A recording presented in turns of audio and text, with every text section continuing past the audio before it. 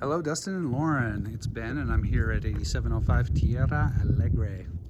And we're just going to start out front so we can sort of see the neighborhood. This is a very normal neighborhood. There's just nothing sketchy going on up here. This is what we call the far northeast heights. It's been stable for many years. From the street, I can see that this house has a pretty good looking roof. Nothing standing out negative. In fact, it looks pretty good.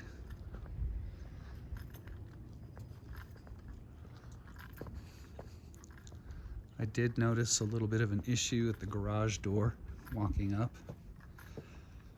Looks like the seal, this little seal has failed, needs to be replaced. And there's a little bit of minor bending of the garage door. Not sure what that's from.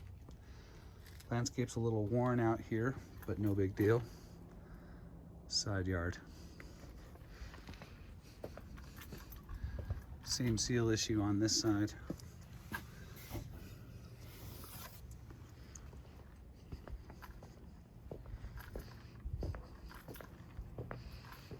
All right, so this is east facing, and what that means is that the sun rises over the mountain in the morning. This gets direct morning light, but is shady in the afternoon.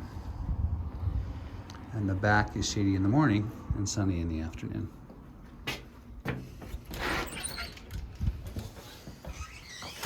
All right, the entry.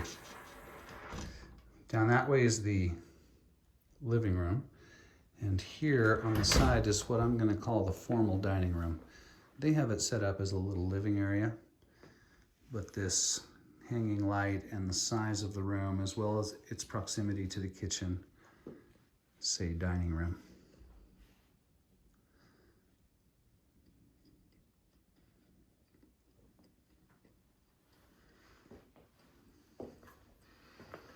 All right, from this location, we've got a bedroom. I'm going to go ahead and call this the master bedroom, which is nice to have it on the lower level, by the way.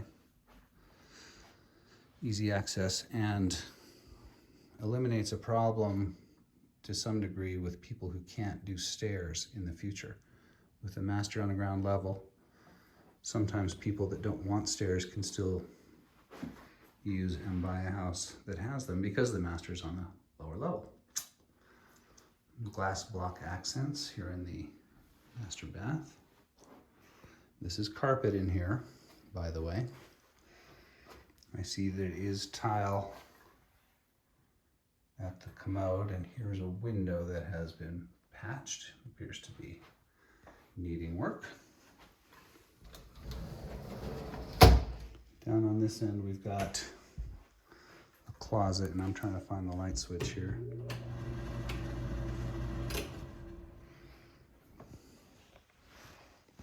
No light switch in the closet. At least I don't know where it is. It's a pretty good sized closet. Goes down that way about 6 feet. It's at least 6 feet deep. Gosh, I wish I could find that light. Weird. It's a decent walk-in. Separate shower. And that is extra deep. I like the bench. This is cultured marble, which is also known as plastic.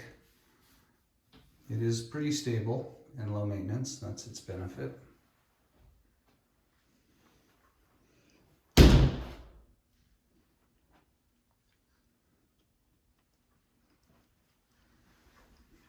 So this master has east light.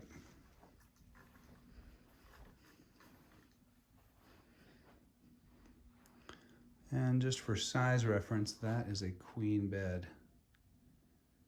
So there's plenty of room for a king and nightstands.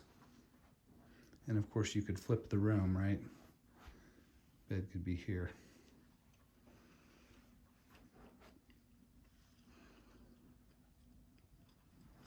Okay, leaving the master, heading out towards the living room with a brief stop here at the linen closet.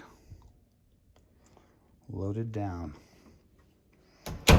So as we enter this space, we start to get some architectural interest. The ceilings are very high. I would put them at 25 feet. Nice tongue and groove boards and beams up there. It's very pleasant. And as I step into the space proper, we see that it's totally open to the kitchen. The tile comes through from the entryway right through. Looks like a pellet stove or a wood stove there, right there. Let's give that a slightly closer look, shall we?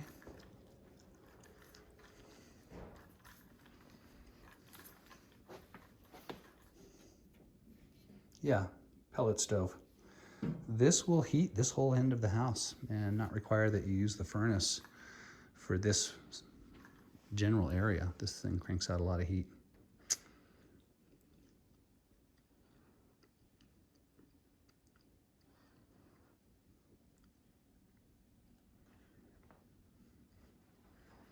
Okay, moving towards the kitchen now. And of course, this is where we begin to see the pass-through from the kitchen to the dining room.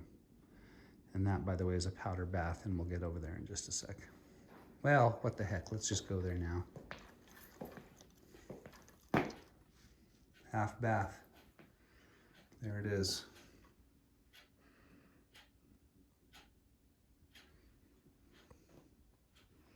And across from the half bath, we have a coat closet that's rather deep.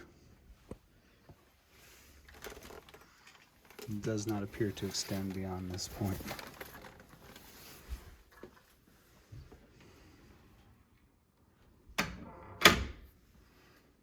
Okay, that's obviously upstairs, but let's go check out the kitchen. The first thing I see is this granite, and this is actually, I don't know if you can tell in the video, but it's a matte finish and it's got a nice texture to it. I actually quite like this finish as opposed to the shiny smooth. This is just a little bit more natural stone, and I always appreciate that when I see it. It's not terribly common. It's nicer than the shiny look. So that obviously plays into the little kitchen desk.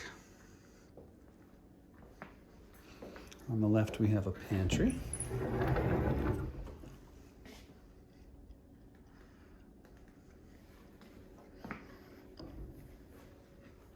Plenty of room for a little table area.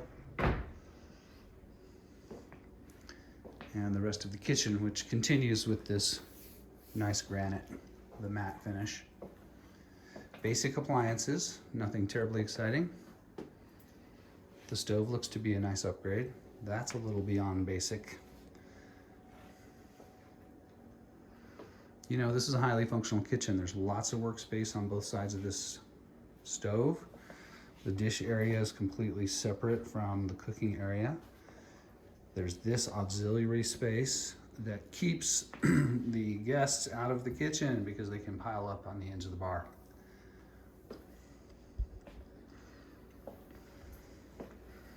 All right. Off to the right, we have the laundry room with the utility sink, which is nice, of course. I don't have one at my house, and I wish I did. I see that this appears to have both gas and electric. I'm not seeing the gas hookup, but I see the electric right there, and there's nothing plugged into it, so I assume that there's gas down there behind all that stuff.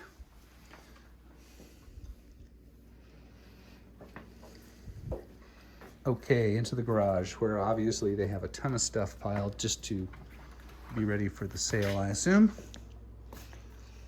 It is pretty darn full in here, but it is a finished garage, textured, painted.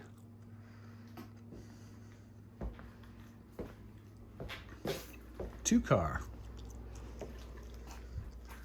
And here's our mechanicals. This house is an evaporative cooler system, so that is a central forced air furnace only, and that is a water heater. Of course, everything in this area is natural gas.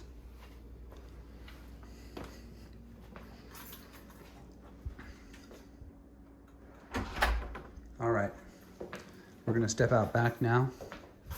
This house does back directly up to La Cueva High School, which certainly would be convenient.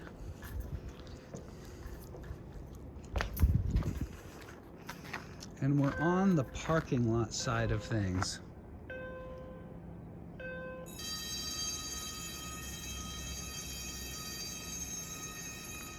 I guess I couldn't have timed that any better.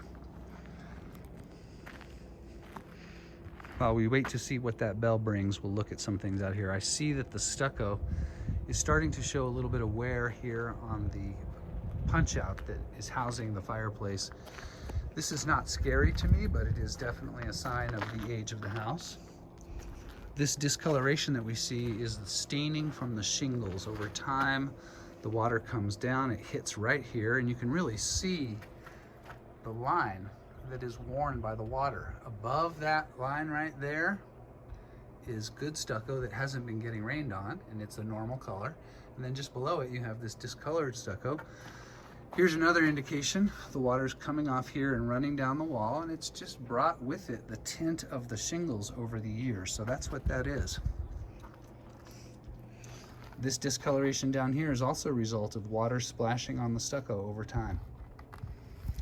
This should be filled in. That's a negative grade. We never want the dirt pointing towards the house. We always want it pointing away from the house.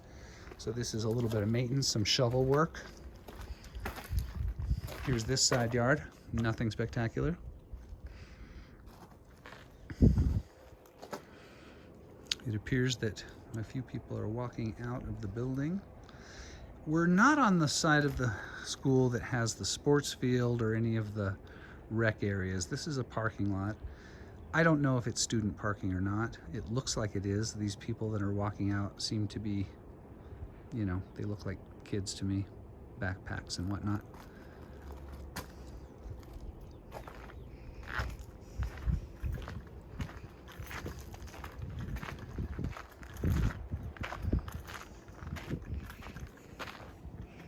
The back porch is nice. It needs paint. I see deferred maintenance on this paint here.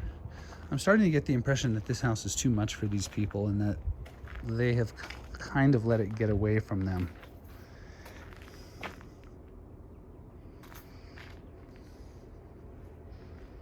Nothing terribly scary though. It's at a point where it could be, you know, painted and scraped and caulked and made to be much tighter without a whole lot of effort. It's just a little loose around the edges. So here is our evaporative cooler. There's two positives here. One is that it's on the ground, which makes maintenance extremely easy. When this thing is on the roof, it's definitely a challenge. And the other thing is that there are two kinds of swamp cooler out in the world, the regular kind and then the Master Cool. These are better. They are more efficient. It's a simpler design. And so if you are stuck with a swamp cooler, it's better to have one of these. And of course, this just ducts right into the house, right on the side there. The unit itself actually looks really good. You know, what I look for is rust and corrosion. This crusty stuff, this is simply water, hard water. Albuquerque has very, very hard water. And so over seasons, this just accumulates here on the intake. It's time for some maintenance, right? This is a little bit excessive in the crusty department. It's ready to have that handled. So the backyard is one of the areas that I see needing the most work. It's just a little bit plain. You could set about privatizing here with trees. And you should be aware that the setting sun does make direct contact with this general area. So some kind of shade structure or a screen would probably be a good call. All right, let's go upstairs now that we're done with the bottom. Heading upstairs.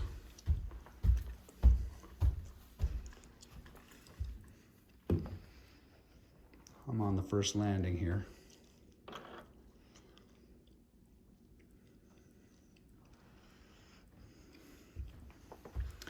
All right, first door on the left is a bedroom. Here it is. This room does have a pretty darn nice mountain view.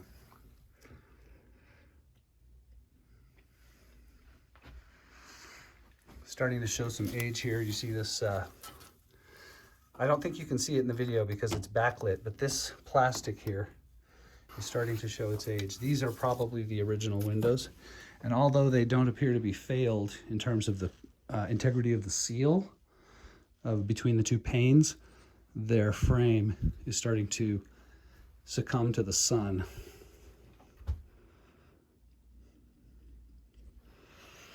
All right, next door on the left is attic storage. Loaded to the gills. Next door on the left, upstairs linen. There it is. Next door on the left, upstairs bath, also with the double sink, also with the cultured marble. Pretty standard finish in here. Same tile as below.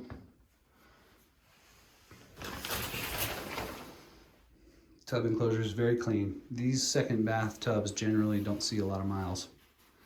So that is looking good. Directly across from the bathroom door, we have another bedroom. You know, feels like 11 by 12. Small,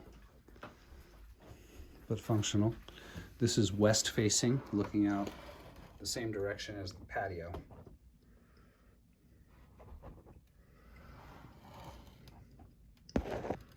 This roof looks a little bit tired, you guys, from this section I see here. That's something to talk about if this becomes the house that you're interested in. I also see that the screen is torn and section missing. This is not the first torn screen that I've seen while I've been here. And it just goes to their lack of maintenance and contributes to my theory about them being in over their head with this property, physically. So this is the last bedroom. I'm up in the southwest corner of the house. This bedroom also looks out over the school and is also smallish.